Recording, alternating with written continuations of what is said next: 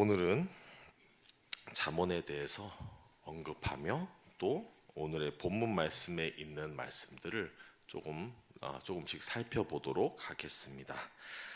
잠언은 우리에게 굉장히 즐거운 말씀이 됩니다.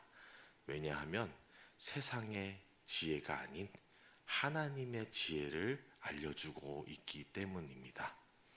우리가 살아가는 세상은 혼돈과 또 타락과 많은 죄로 인하여서 많이 물들어 있고 우리에게 악한 쪽으로 가게끔 죄스러운 성격으로 그러한 우리의 자연스러운 현상으로 가게끔 하지만 하나님의 지혜로 우리를 거기서 보호하시고 지키시고 또 세상의 지혜와 다르게 하나님께서 이 세상을 원래부터 만드신 그 형상, 우리가 원래 살아가야 했던 그 모습을 또 알려주고 있습니다. 그만큼 우리에게 있어서는 그 하나님의 지혜가 우리가 사막길을 걸어가는 데서 냉수와 같이 시원케 해주고 마음을 위로해주고 달래주고 있습니다. 또 지쳐있는 우리에게 굉장히 힘을 주고 있습니다. 그것이 바로 잠언서인 것입니다. 세상에서는 악하고 안 좋은 길로 가는 것을 마땅하게 여기고 있지만 하나님께서는 잠언을 통해서 뚜렷하게 알려주고 있죠. 원래부터 그런 모습이 아니었고 원래 그렇게 살아가면 되는 것이 아니었다. 그러면서 우리에게 굉장한 위로가 되고 있습니다. 때로는 이렇게 생각을 해볼 수가 있습니다. 우리가 말씀을 통해서 복음을 얻듯이 먼저 듣고서 알게 되는 경우도 많이 있습니다. 그러면 어쩌면은 잠언의 지혜를 통해서 우리가 지혜를 나중에 알게 되는 경우도 있는데요. 근데 그보다는 또 이렇게 방법은 뒤집어져서 올 때가 있죠. 말씀을 먼저 듣고 아는 것보다 삶을 살아가면서 하나님께서 우리에게 주신 그 지혜, 성령님께서 우리를 깨닫게 하신 그 지혜로 인하여서 하나님의 지혜를 알게 되는 것이죠. 그래서 성령님으로서 알게 된 그 지혜를 나중에 말씀을 읽다 보면 크게 와닿고 공감이 될 때도 있습니다. 그러니 듣고서 알게 되는 경우도 있지만 알고서 들으면서의 큰 위로를 얻을 때도 많다는 것입니다. 그것이 이 잠언서가 되겠습니다. 우리가 살아가는 이 세상에서 그 위로가 되는 게 오늘 5절의 말씀을 보면요, 악인은 정의를 깨닫지 못하나 여호와를 찾는 자는 모든 것을 깨닫느니라. 성령님께서 우리에게 하나님의 지혜를 알려주신다는 것이죠. 성령님께서 우리가 하나님 안에서 어떻게 하면은 원래의 모습대로 원래의 형상대로 살아갈 수 있게끔 알려주고 있는 것입니다. 그러니 우리가 자연스럽게 죄스러운 모습도 있으나 반면에 자연스럽게 하나님을 닮은 형상대로 그 진리를 아는 부분도 있다라는 것이죠. 그러나 죄스러운 모습으로 자꾸 타락하는 길을 더 따라가기가 쉽다라는 것을 얘기해주고 있습니다. 이러한 부분에서 또 세상과 다른 부분을 우리에게 위로의 말씀을 주고 있는데요. 바로 다음 6절 말씀을 보면요, 가난하여도 성실하게 행하는 자는 부유하면서도 굽게 행하는 자보다 나으니라. 우리는 흔히 살아가는 이 세상 속에서 악인들, 굉장히 자기의 욕심대로 하고 고집 부리고 그냥 사람들 해쳐가면서 하는 그 사람들이 더 번성하고 잘 사는 것 같이 보일 때가 많습니다. 그리고 그런 사람들을 보고 있으면 지치죠. 나는 이렇게 열심히 성실히 살려고 노력하는데 저들은 악하게 사는데 어떻게 저들이 더 잘 살고 있을까라고 생각될 때가 많이 있습니다. 그러나 하나님의 말씀은 뚜렷이 진리를 말씀해주고 있는데요, 그것은 그렇게 사는 것이 더 나은 것이 아니라 성실하고 하나님의 말씀 가운데 살려고 노력하는 우리가 더욱 복된 삶을 살고 있다는 것을 알려주고 있습니다. 그러니까 그렇게 열심으로 살아가는 여러분들 힘내시기를 바랍니다. 잠언은 또한 여러 가지 주제를 다루고 있죠. 그리고 여러 가지 주제를 일관성 있게 이렇게 나열해서 들려주지는 않아요. 우리가 잠언을 읽다 보면 했던 얘기가 어떻게 보면 다른 얘기로 넘어갔다가 또 다시 돌아왔다가 또 다른 얘기했다가 또 다시 돌아왔다가 하면서 비슷한 내용이 계속 반복되고 있습니다. 어쩌면 우리의 마음속에선 특별히 조금 더 정리된 걸 좋아하시는 분들은 기왕 쓸 거 정리돼서 이 주제는 이쪽에 놓고 저 주제는 몰아서 뒤쪽에 놓고 했더라면 어떨까라고 생각하실 수도 있습니다. 그러나 여러분들 생각을 해보시기 바랍니다. 성경 말씀이 쓰여져 오기 전에는 구전, oral tradition이라 해서 입으로 전달됐던 거죠. 이야기로 전달되었죠. 그리고 우리가 지식이라는 것을 물론 책을 통해서 나누는 것이 얼마 안 됐어요. 입과 입으로 말로 전달되는 정보와 지식. 그렇기 때문에 여러분들 잠언을 우리가 정리가 안 되어 있다라고 보기보다는 사람이라고 생각을 해보시길 바랍니다.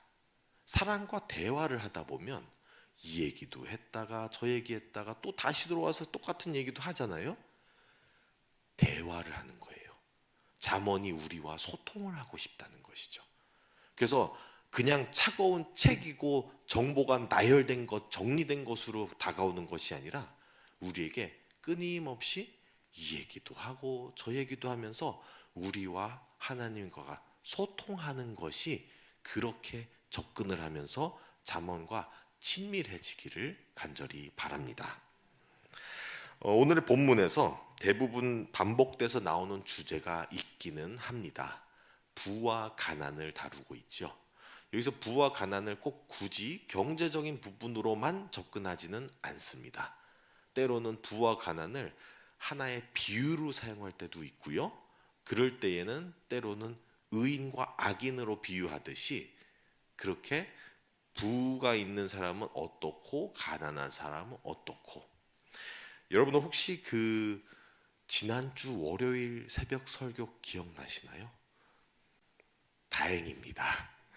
왜냐하면 그래야 저희도 할 게 있지요. 지난주 월요일에 김성민 목사님이 설교를 해주셨는데요. 솔직히 그때도 이 부에 대한 것도 다루어 주셨습니다. 그래서 너무나 감사한데요. 제가 인상 깊게 남았던 것은 김성민 목사님이 설교 말씀하실 때 그 얘기를 하셨어요. 사랑의 대상과 사용의 대상. 사랑해야 되는 대상이 있고 사용을 해야 되는 대상이 있는데 주로 우리는 뒤집어서 한다는 것이죠. 사람을 사랑하고 돈을 사용해야 되는데 주로 우리는 뒤집어서 하죠. 돈을 사랑하고 사람을 사용한다는 것입니다. 이게 뒤집어졌기 때문에 문제를 일으키는 것이죠. 그리고 또 한 가지 김성현 목사님이 얘기해 주신 게 뭐냐면 부가 있는 사람, 부자인 사람이 다 악한 것이 아니라고 잘 짚어주셨습니다. 그러니까 우리는 그냥 부자라고 해서 다 악하다라는 단순한 개념으로 보면 절대 안 되는 것입니다. 그거는 오늘 흑백으로 보는 것이죠. 그리고 마치 디즈니의 영화같이 악당은 악당이다.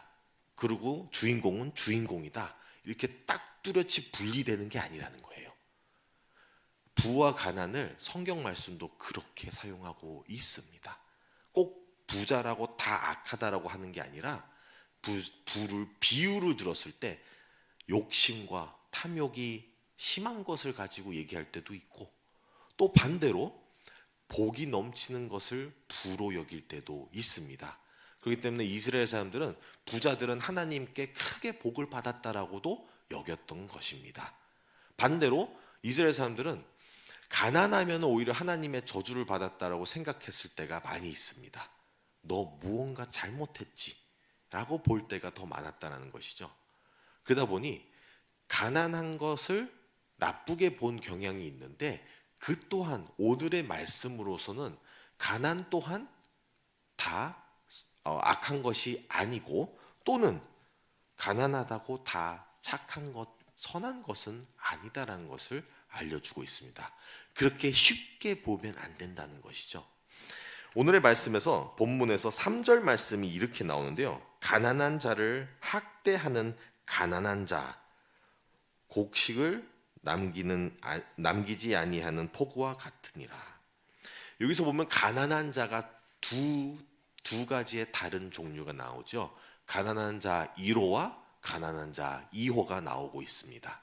그리고 1호가 특별히 잘못한 게 없는데 2호에게 억압을 당하는 것을 보게 되는 것이죠.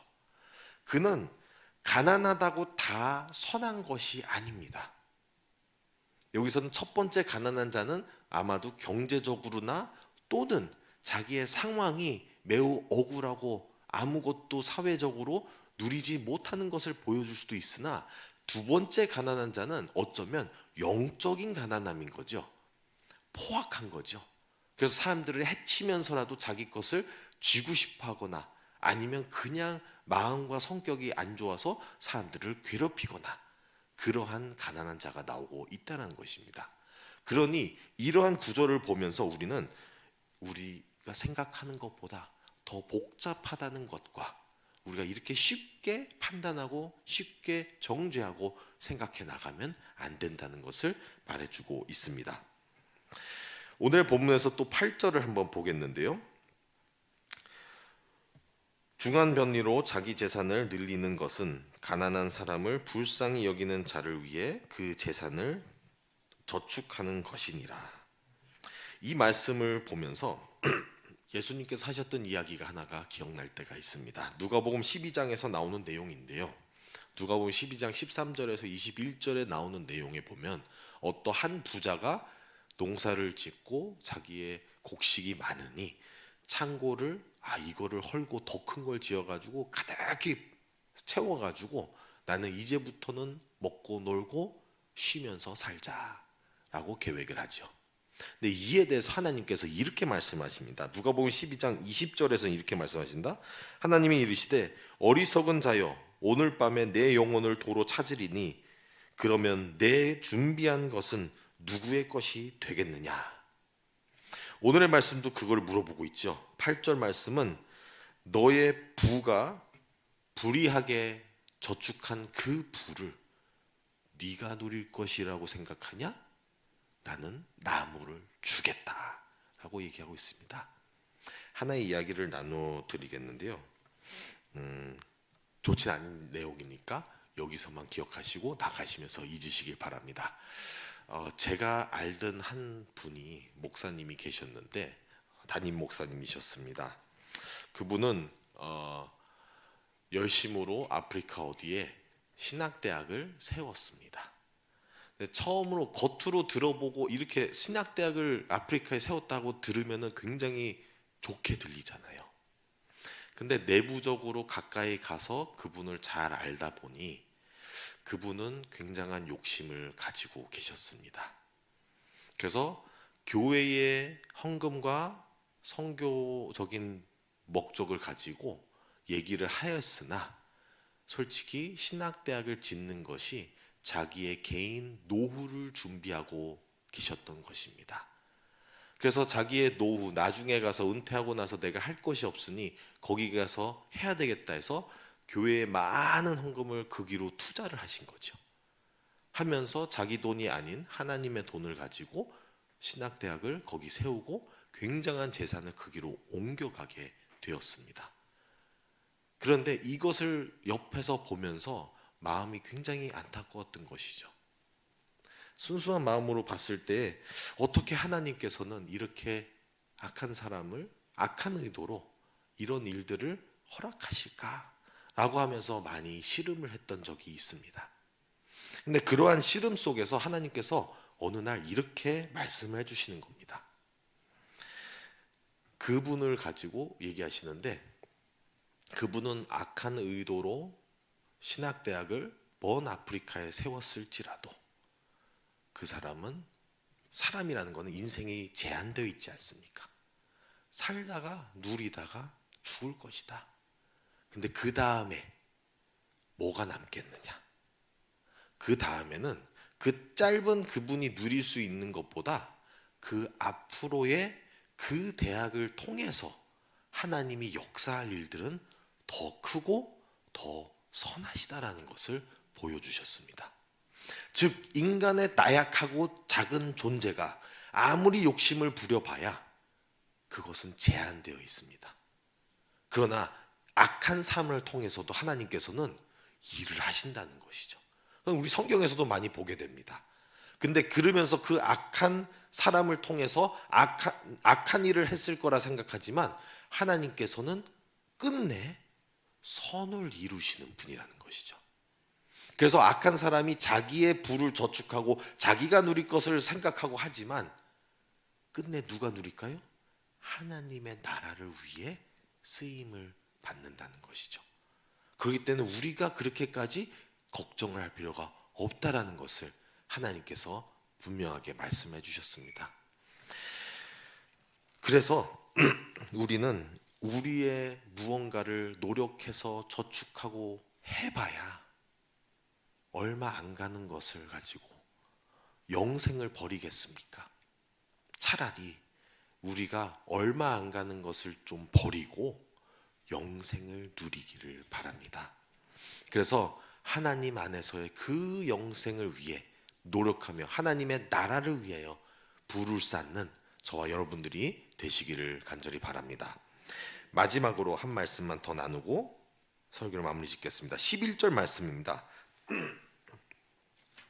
부자는 자기를 지혜롭게 여기나 가난해도 명철한 자는 자기를 살펴 아느니라.